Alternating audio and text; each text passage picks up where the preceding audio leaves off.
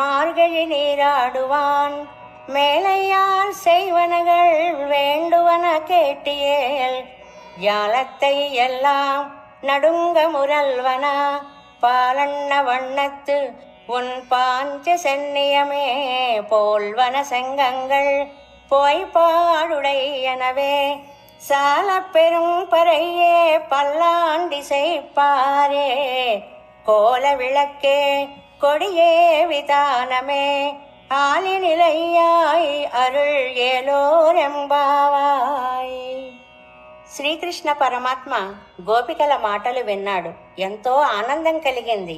వారి సౌందర్యాన్నే చూస్తూ, మీకు నేను కావాలా పర కావాలా, నిజంగా చెప్పండి అన్నాడు. దానికి సమాధానంగా గోపికలు, స్వామి, ఈ వ్రతాన్ని మా పెద్దలు చేశారు. ఇది నీ దర్శనానికి, నీ నామ సంకీర్తనకి ఎంతో ఉపకరించే వ్రతం.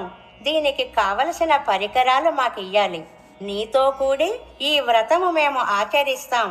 అందుకోసం పరికరాలు కోరుతున్నాం అన్నారు.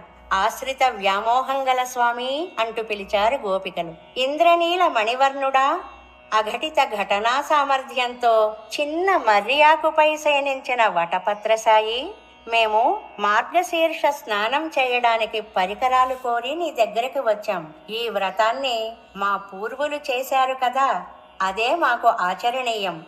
భూమి వణికేలా శబ్దిస్తూ పాలలా తెల్లగా ఉన్న నీ పాంచజన్య శంఖంలాంటి శంఖాలు మాకు కావాలి. విశాలమైన పర అనే వాద్యాలు కావాలి. మంగళాశాసనం చేయడానికి భాగవతులు కావాలి. మంగళ దీపాలు కావాలి.